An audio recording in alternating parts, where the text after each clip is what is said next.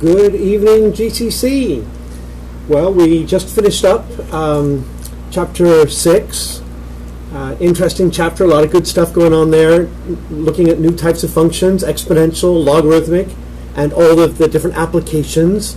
You'll see a lot of those and a lot of those models in future math classes. What I'd like to do now is we're going to skip chapters 7, 8, 9, 10, and 11. A lot of good stuff in those, and you'll see some of that in future classes. You saw some of it in previous classes, but not a lot of stuff. The conic sections, for example, the circle, ellipse, and hyperbola, we'll see those in the next class, the 187 or the 182 class, depending on which way you go. But we're going to move on now, and we're going to look at chapter 12, which is all about systems of equations, and then we're going to finish up by looking at a couple of topics out of chapter 13. And again, I refer you to your syllabus. All of the lessons, all of the material is exactly the same. We're just covering it online now. We're just covering it with these video messages. The video lessons, people asked me to record them because they couldn't make certain meetings, recording them and then posting them. The messages have gotten a little bit too big to post into your Canvas anymore, so I've been posting links and putting them on the YouTube site. So you can look at them, review them, go over them again and again and again. And guys, I know this isn't the best way of doing math lessons, and I realize how frustrating it can be. I'm trying to do as many examples as I can, and then just work on the homework, send me the homework, and then the homeworks all together will become the test grade. So really, we've got chapter 12 left to go, a couple of things out of chapter 13, and we're done for the class. We'll be getting done probably the second week in May. If you keep working, you should be fine. All right, here we go for today's lesson. So chapter 12, and chapter 12 is all about systems of equations and inequalities. I didn't put inequalities here, but we'll see inequalities a little bit later towards the end of this chapter. But a system of equation. Well, what exactly is a system of equation?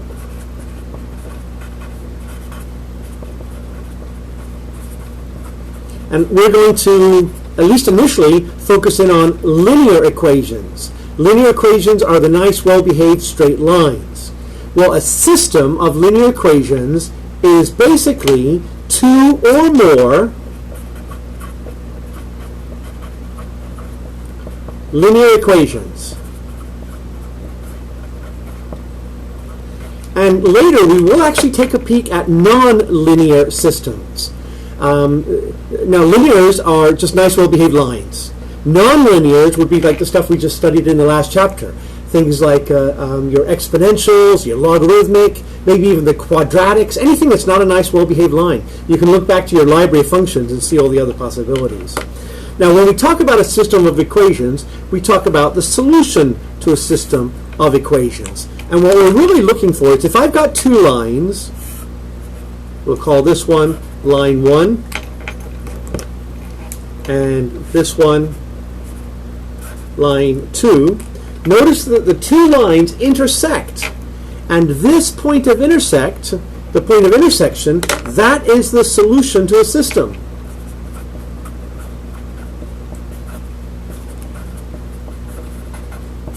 The solution to the system is the point of intersection. Now, you might be looking at this, and you might be already kind of thinking ahead here, saying, well, isn't it possible that they don't intersect? And the answer is yes. As a matter of fact, there's a couple of different possibilities. Let's talk about those. Some of the other possibilities. I could have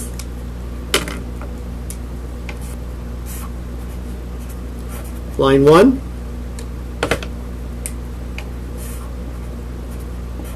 line 2. I could have parallel lines. And parallel lines have no points of intersection at all. So it's possible that there are no intersections whatsoever. There's another possibility. So the possibility of one and only one intersection, no intersections, but there is actually one more possibility. All right, now watch this one unfurl. Let's say that this is line 1. Now I'm going to draw line 2. And as I put line 2 on there, I want you to take a closer look and see, well, where did they intersect? Here comes line 2. Ready?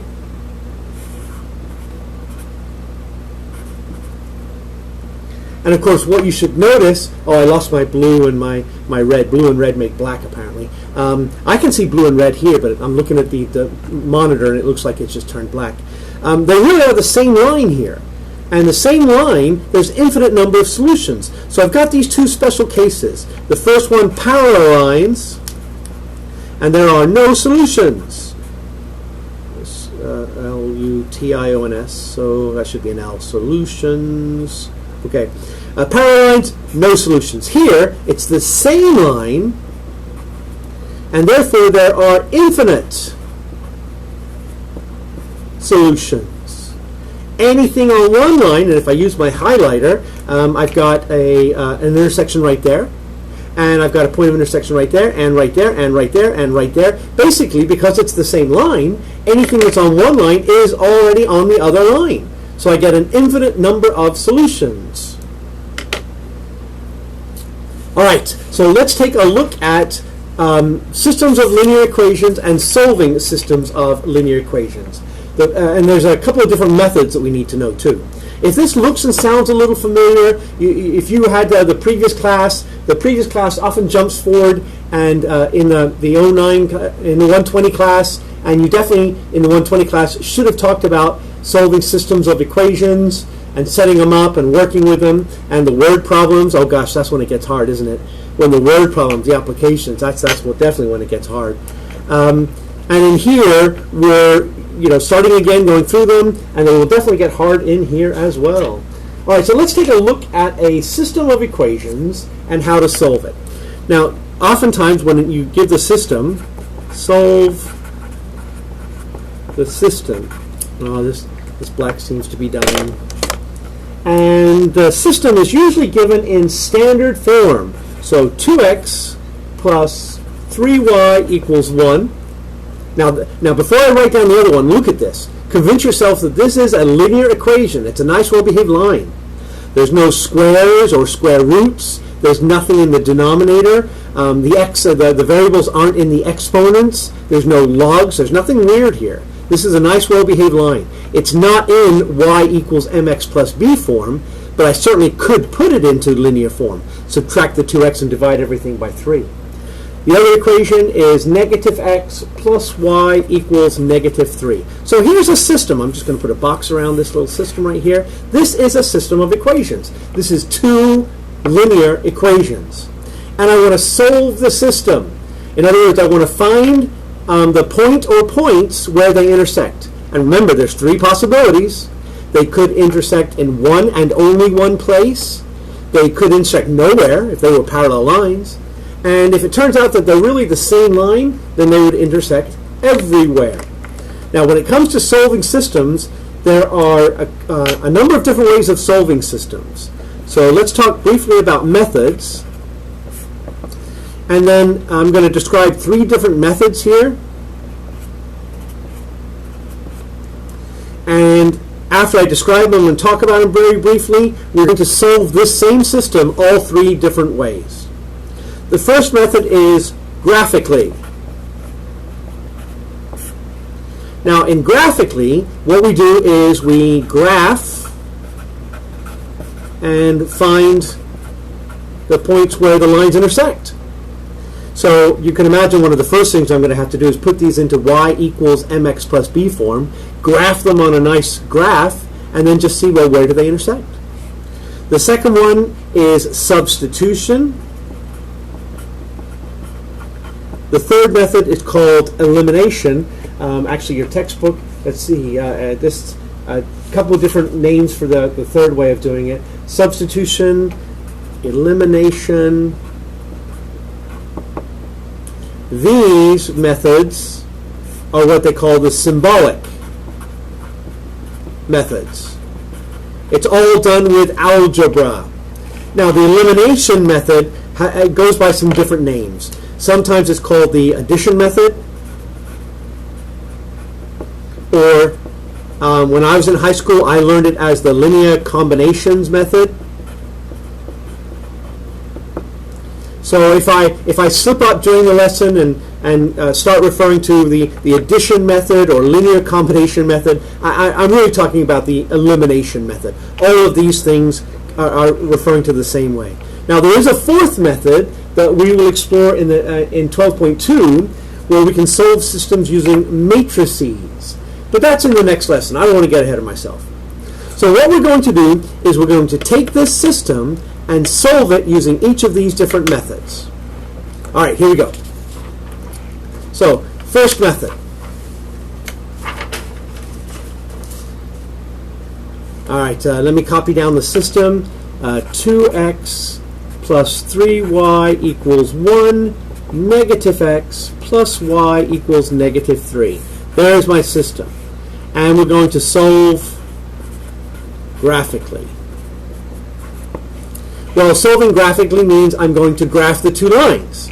I could graph it from this method when it's in standard form. Do you remember the trick of using x and y intercepts? Like for this first line here, if x is 0, that term disappears, divide both sides by 3, and I get the y-intercept is 1/3. If y is 0, that term disappears, divide both sides by 2, and I get the x-intercept is 1/2. But that's kind of messy, and often had to do with awkward fractions and things like that. I think a better method is to take each of the lines and put them into y equals mx plus b form. So here's the first line, 2x plus 3y equals 1. Subtract the 2x's from both sides, get rid of the 2x, and now I've got 3y equals negative 2x plus 1. Divide everything by 3, and I get the line y equals negative 2/3 x plus 1/3. There's that y-intercept of 1/3 that I knew about. But this is going to give me a starting point and a slope. The other line, I'm going to bring it down over here. Negative x plus y equals negative 3. Get rid of that negative x by adding x to both sides. And I get y equals x minus 3. So now I've got my two lines. I've got this line and this line in y equals mx plus b form. And now I'm going to make a really nice graph. Now, if you've got graph paper, this is definitely a time to bring out the graph paper and do these things with graph paper. 1, 2, 3, 4, 5. 1, 2, 4, 1, 2, 3,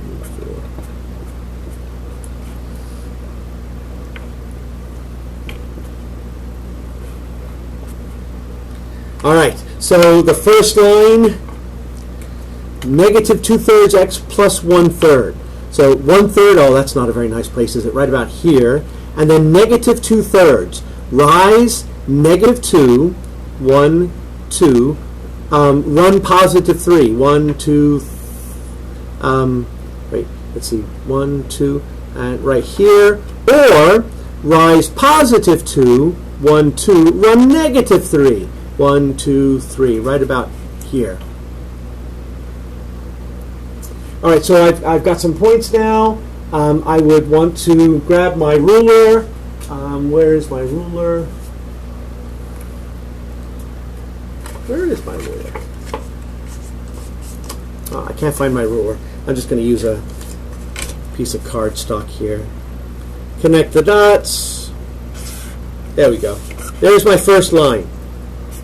And again, the solution is going to be as accurate as your graph. This is that first line. Y equals negative 2/3 x plus 1/3. Now let's graph the other line. X minus 3, so the y-intercept is negative 3, 1, 2, 3. And the slope is 1 over 1. Rise 1, run 1. Rise 1, run 1. Rise 1, run 1.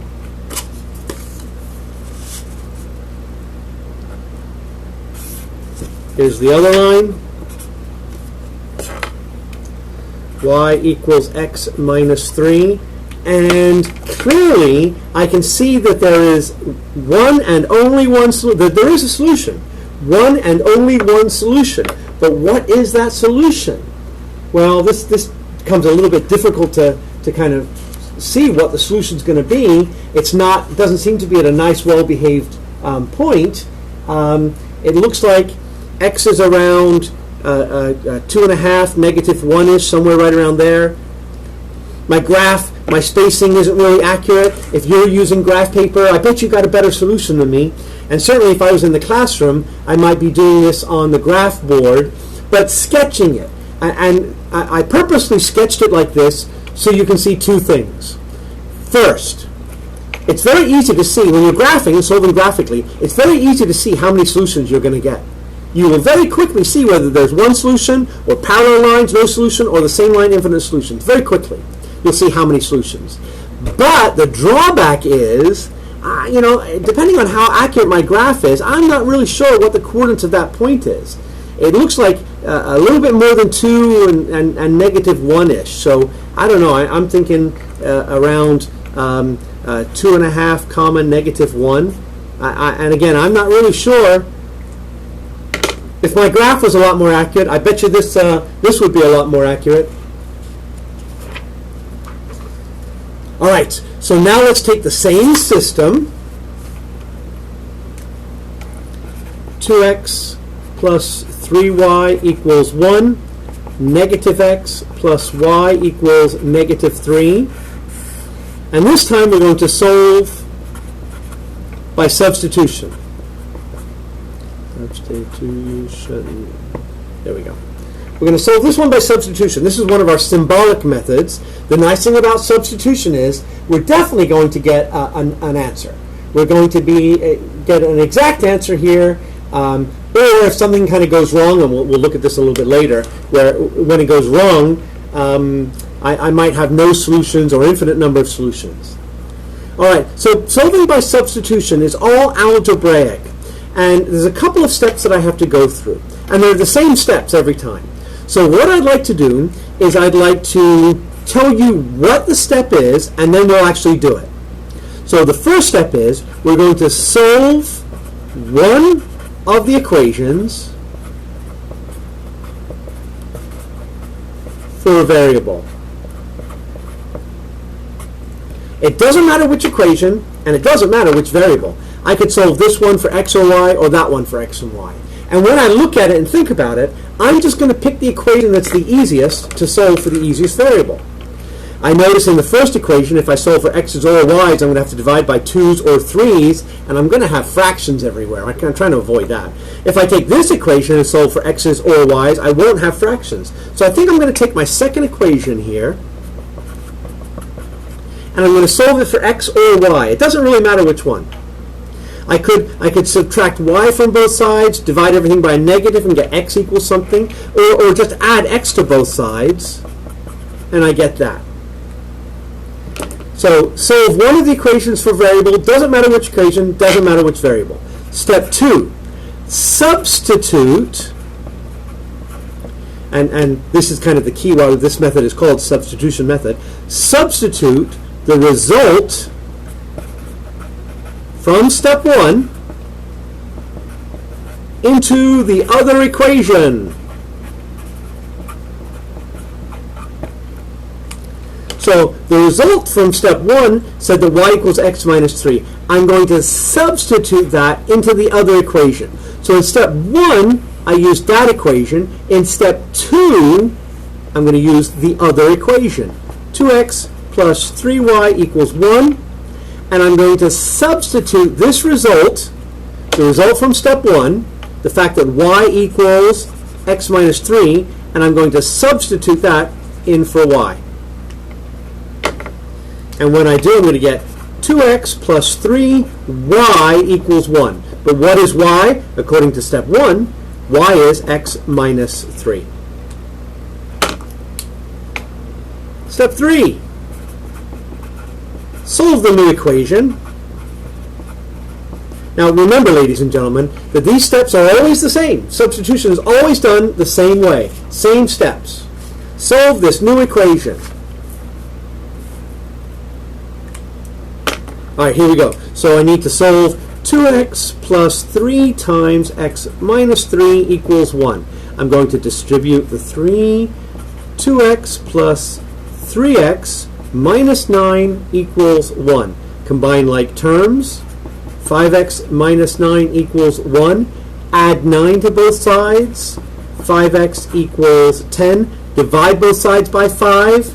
X equals 2. I've got a solution. X equals 2. But am I done? No. Why not?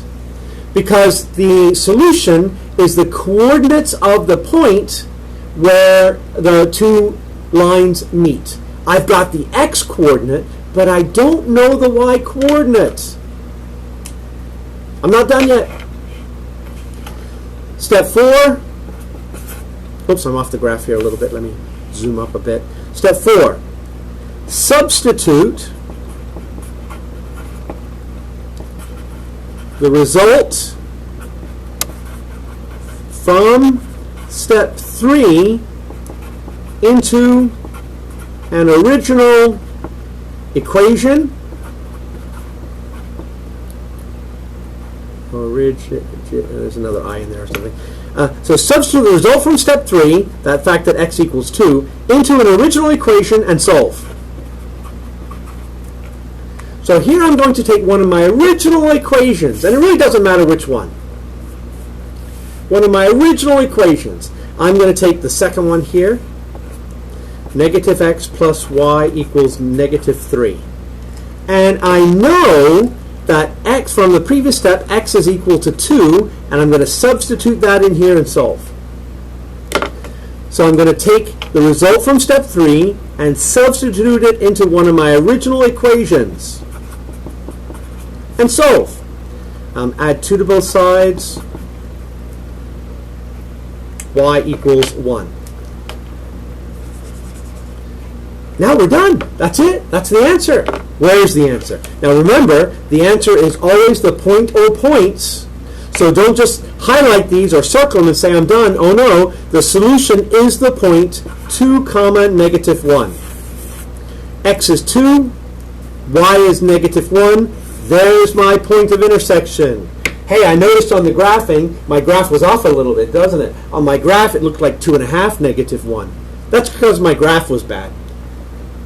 You know, just freehand drawing it.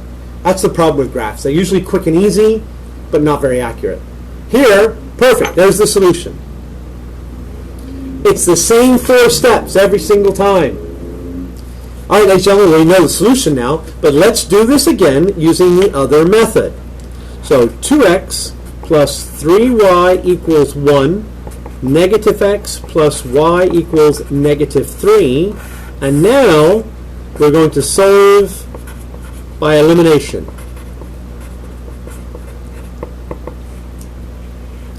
The elimination process has got some well-defined steps as well. So what I'm going to kind of go through this example the same way. There are other examples in your textbook that you can look at and that are drawn out for you and give a lot of detail. In the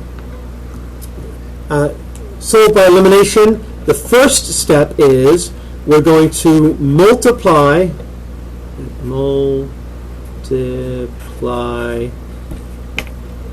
one or both equations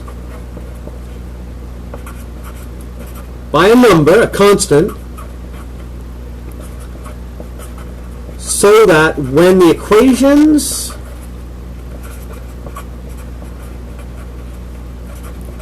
are added together,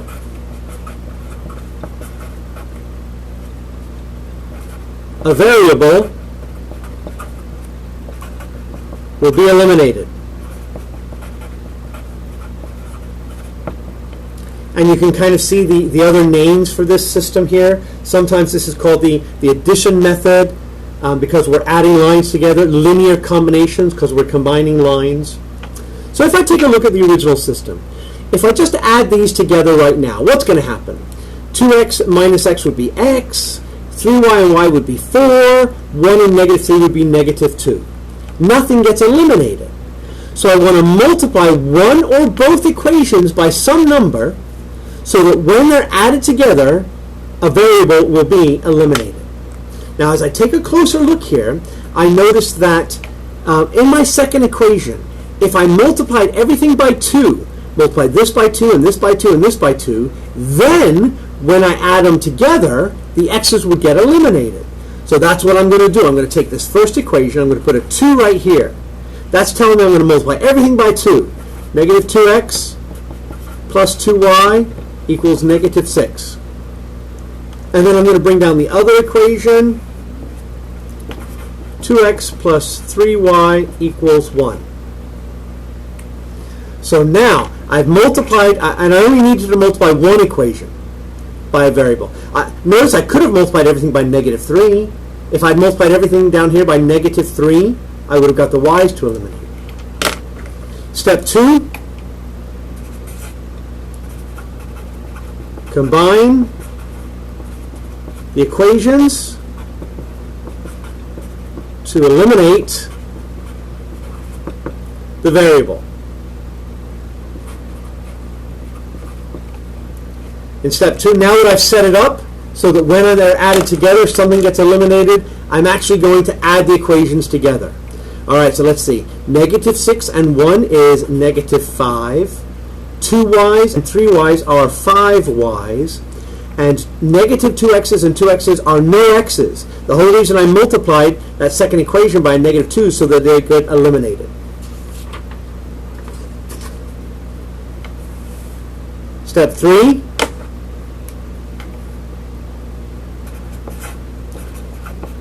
Solve the new equation.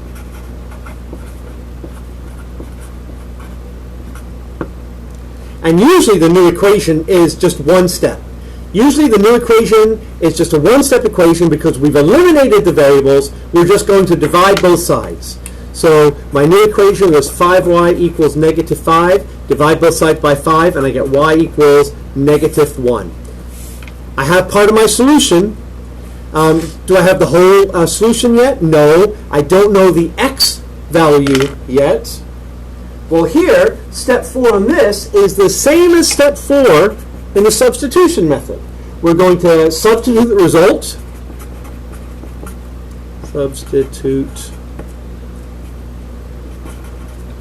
the result from step 3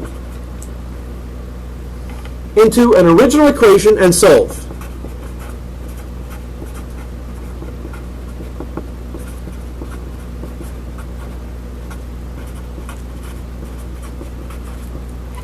Substitute result from here into one of the original equations. I'm going to look back at the original equations, and it doesn't matter which equation I use.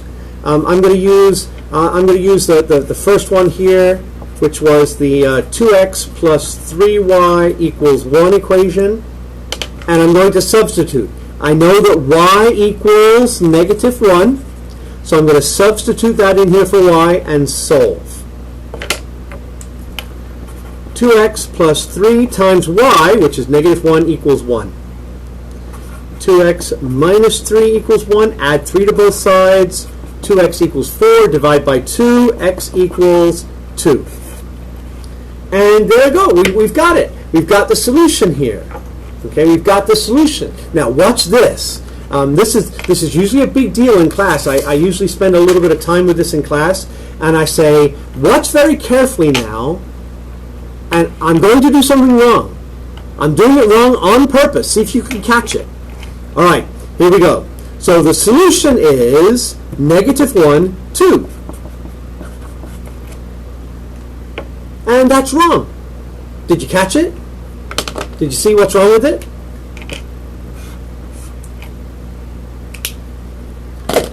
I solved for y first, and then I solved for x. It doesn't matter which variable you solve for first or second, but it does matter how you write them. The x variable always goes first, so the real solution is 2, -1. These are not the same point. We always put the x variable first and then the y variable. So watch out for that. All right, so there we have it, the two different ways of solving systems of equations. What I'd like to look at now, these are nice, well-behaved two linear equations. Before we move on to look at more difficult examples, I'd like to do a word problem with you. Suppose we're going to look at fundraiser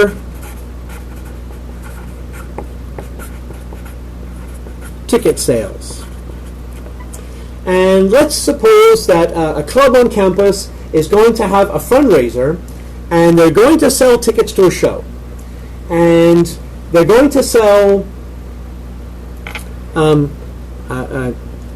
general tickets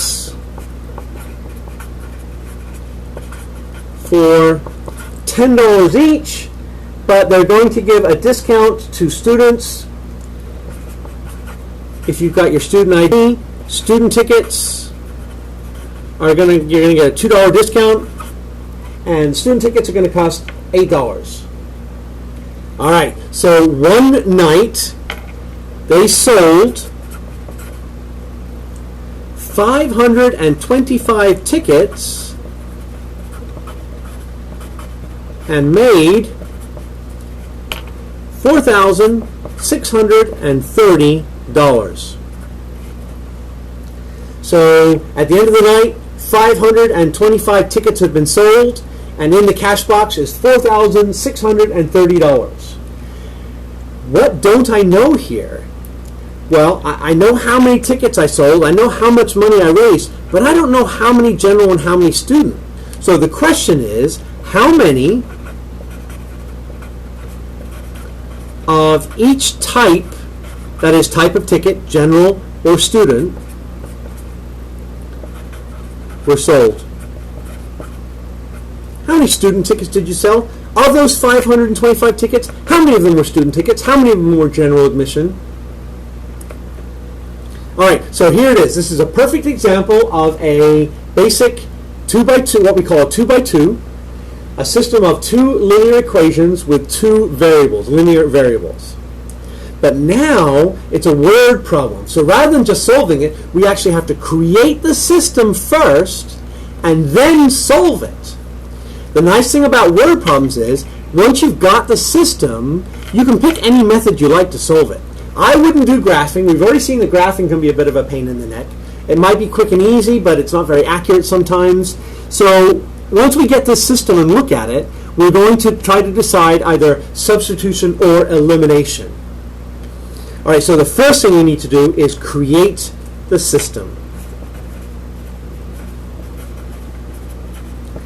And ladies and gentlemen, the hardest part of any word problem is coming up with the equation you need to solve. That's always the hardest part. There's some strategies and some tips that I can tell you to help with this. One of the first things I would recommend is to define your variables.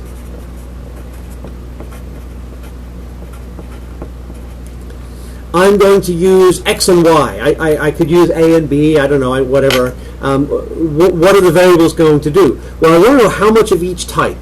So I'm going to say, let's let X equal the number of general admission tickets I sold, and Y is going to equal the number, how many, of the student tickets were there altogether.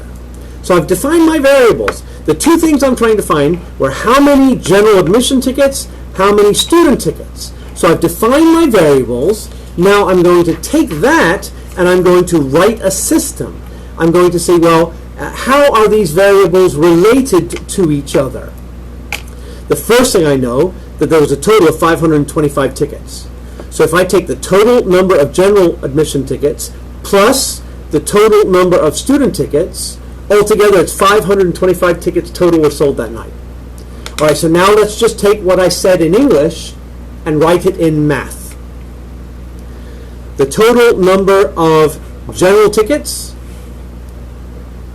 plus the total number of student tickets altogether was 525 tickets. There's one equation. I still need one more equation. I noticed too that the total amount of money they made was $4,630. The general admission tickets were $10 each. So each of these tickets sold for $10 each. Each of those tickets sold for $8 each. And altogether they made $4,630. All right, so now let's take what I just said and write it in math. $10 for each of the general admission tickets and $8 for each of the student tickets altogether raised $4,630. And ladies and gentlemen, there we have our system. So here's our system, where X is the number of general and Y is the number of student seats. Now we need to solve the system. So as I look at this, I'm trying to think of different ways. Again, I don't want to do graphing. The numbers are going to get very big. Remember, the total number here plus the total number there has to equal 525. If I did, they both have to be positive, so this would be a first quadrant only graph. But can you imagine how big this graph would be? There's hundreds and hundreds of tickets of each of these types sold. The graph would be ridiculously large. So do I want to do substitution or elimination? Now, if I did substitution, it would probably be easier to take that first equation and solve it for x or y, doesn't matter which, and whatever you get, like if I solve this for x, I would get 525 minus y. Take that and substitute in there and solve the new equation. That would work, that would be fine. Or by elimination, I noticed that I could take this first equation and multiply it by a negative 10, and the x's would get eliminated. Or a negative 8, and eliminate the y's. Any of those methods works. This is where I would look around the room and ask for some feedback and some thoughts. What do you see? And then I would pick a method based on that. And to be honest with you, if everybody said that, oh, substitution is the easiest, solve for x or y and plug it in. If everybody said that, then I would purposely do elimination, just to kind of make sure that we understood both methods here. All right, so I'm not going to write down all of the steps, but I'm just going to do them. I'm going to take this first equation and multiply everything by negative 10. Negative 10 times x is negative 10x. Negative 10 times y is negative 10y. Negative 10 times 525 is negative 5,250. Bring down the other equation underneath it. 10x plus 8y equals 4630. Now I want to combine the equations. The x's are going to cancel. I'm going to get negative 2y equals, oh gosh, let me see, where's my calculator? Here we go.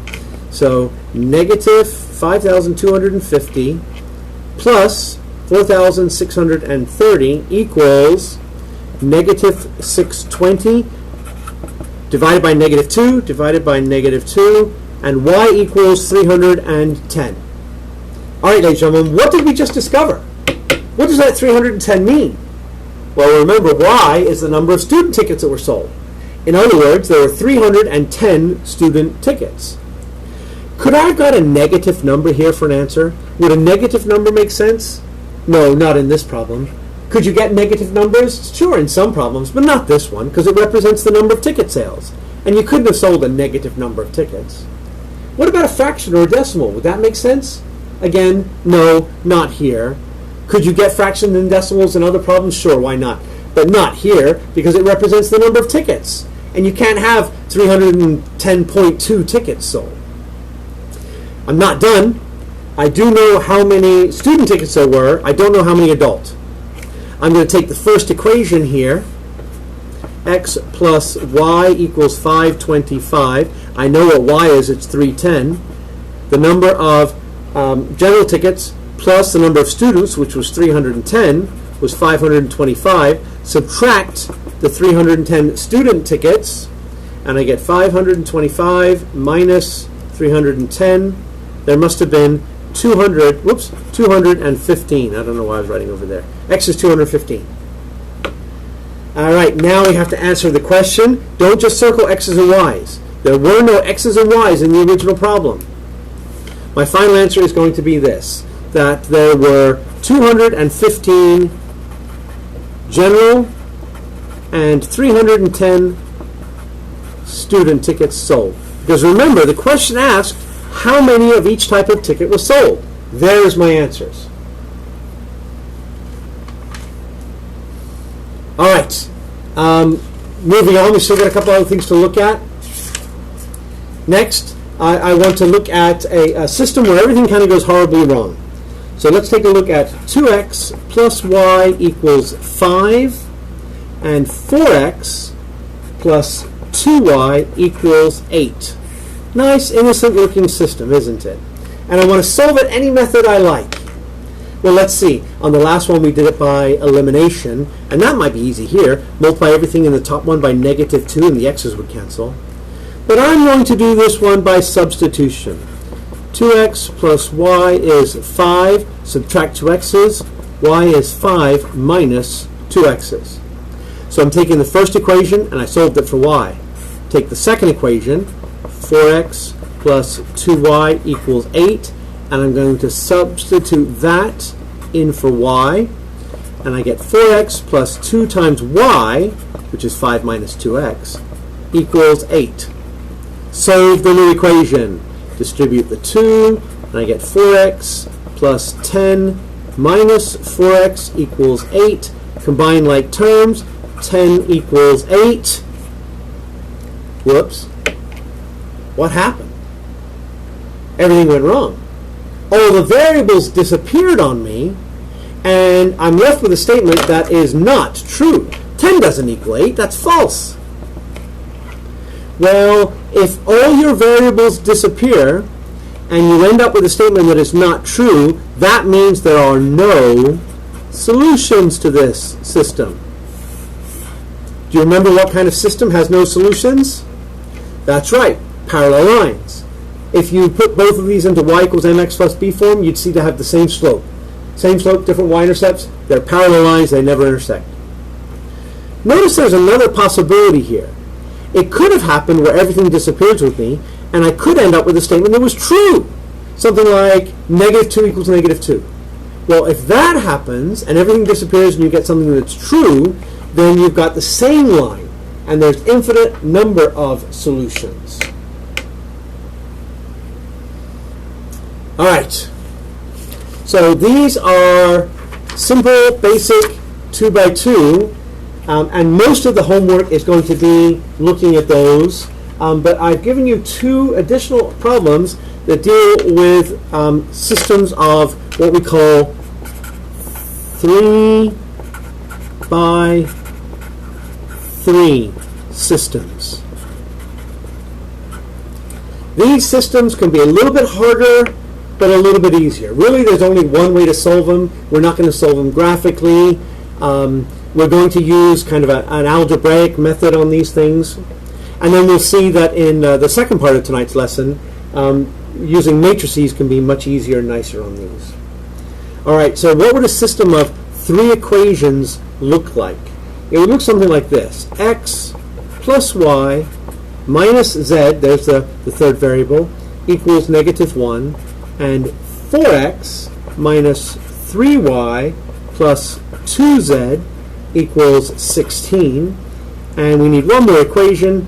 2x minus 2y minus 3z equals 5. This is what a 3x3 looks like. 3 equations with 3 variables. And yes, you can have things like 4x4s, 4 equations with 4 variables, 5 equations with 5 variables. There really is no limit. You have to have at least the same number of equations that you do variables in order to solve the system. So how would we solve something like this? Well, graphic isn't going to make any sense at all. The basic strategy is that I'm going to take the 3x3 and reduce it down to a 2x2, the examples that we just did, and then solve it using the methods that we talk about. Here's what we're going to do. We're going to combine 2 equations to eliminate a variable. And then we're going to combine 2 different equations to eliminate the same variable. And I don't know if you can see it, but once we've done these 2 steps, we will have a new 2x2 system. So then we will solve the new system.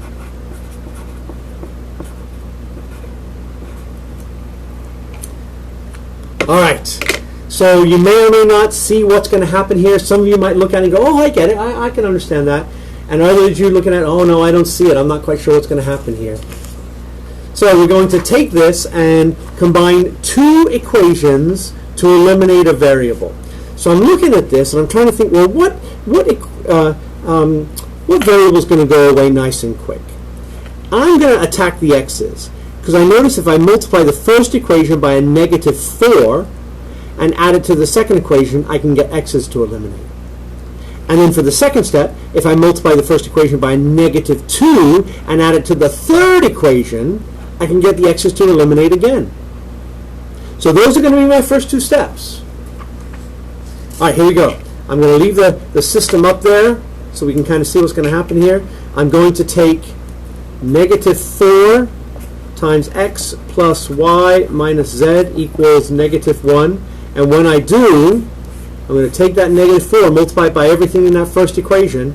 Negative 4x minus 4y plus 4z equals 4. Now I'm going to bring down the second equation. 4x minus 3y plus 2z equals 16. And I'm going to add them together. I'm going to combine them. The x's get eliminated. And I've got negative 7y plus 4, 5, 6z equals 20. I've got a new equation with just y's and z's in it. All right, I'm going to put that on. I'm going to circle this. I'm going to use this in a minute here, but I'm going to put this aside for a moment. Combine two different equations to eliminate the same variable. So now I'm going to do it again, but this time I'm going to take the first equation and multiply it by a negative 2. X plus y minus z equals negative 1. And I get negative 2x minus 2y plus 2z equals 2.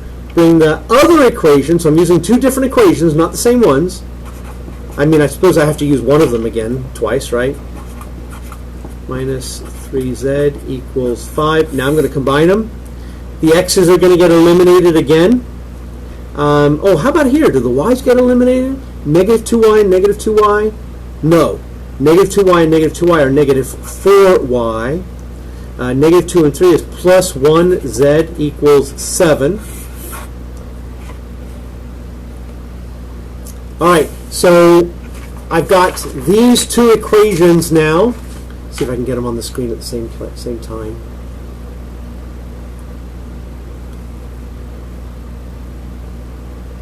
There we go.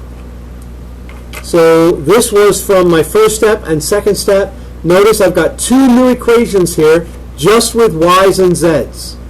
So I've got a whole new system. My whole new system is going to be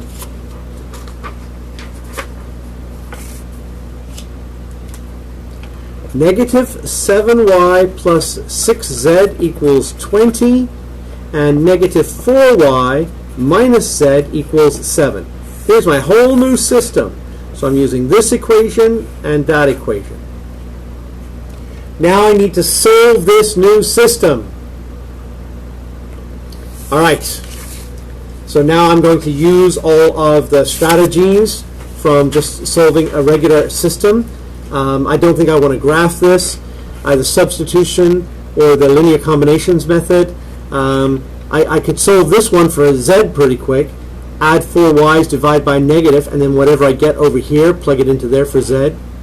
But I also notice that if I just take this equation and multiply everything by a 6, the z's will cancel. So I'm going to take this equation and multiply everything by 6. 6 times negative 4, negative 24y minus 6z equals 42. Negative 7y plus 6z equals 20. Add them together. Negative 24y and negative 7y give me negative 31y. The z's cancel, equals 40, 50, 62. Divide both sides by negative 31, and look at that. Y equals negative 2. Now, am I done? No. I still need to find not only the x variable, but also the z variable.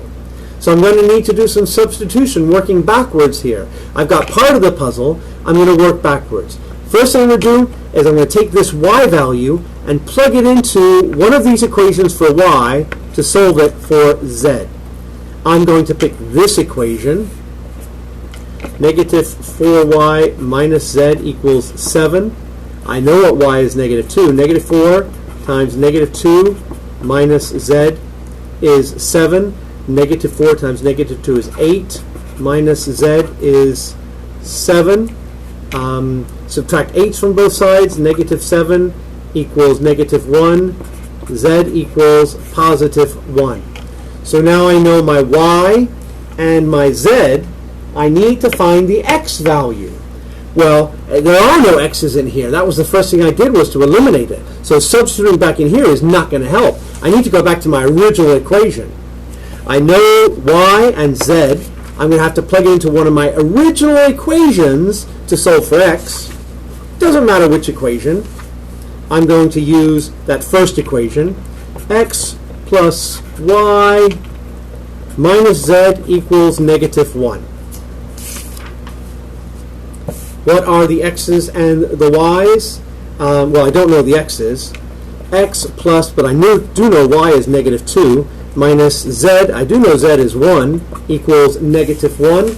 Substituting it back into my original equation. X minus 2 minus 1 equals negative 1. X minus 3 equals negative 1. Add 3 to both sides. X equals 2. All right. I have all my solutions. How do I write the answer? Well, if this was a word problem, I would answer it in words. But it's not, so I'm just going to write it in X, Y, Z order. When in doubt, put them alphabetically. So, 2, and the Y value was negative 2, and the Z value is 1. There's my final solution. All right, so solving systems of equations, the different methods. By the way, you can also get systems of 3x3s that don't work. Remember, if everything disappears, you get something that's not true, there are no solutions. If you get something that is true, there's infinite solutions here. So what I'd like you to do now is I want you to do the assignment.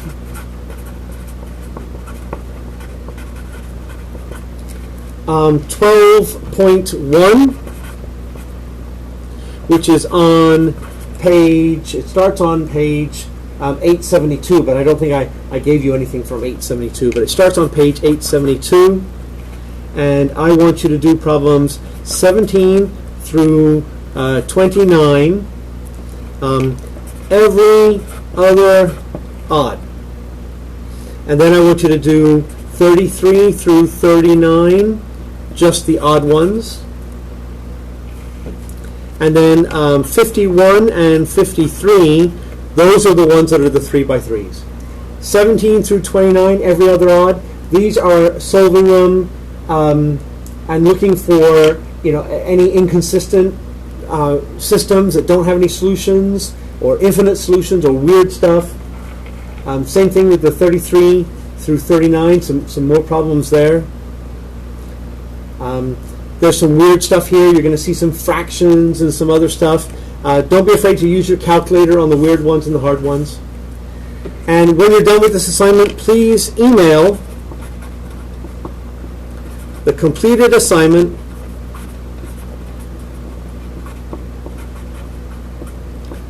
to me for a grade.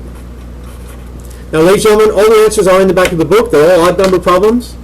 If you just write the answers on a piece of paper, take a picture of it and send it to me, you will not get any credit. These problems take a lot of work. I expect to see a lot of work.